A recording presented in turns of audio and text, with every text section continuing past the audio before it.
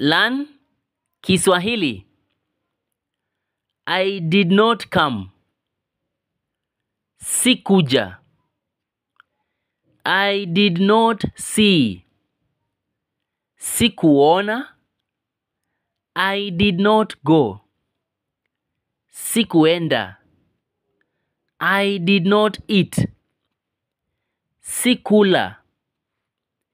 I did not sleep. Sikulala.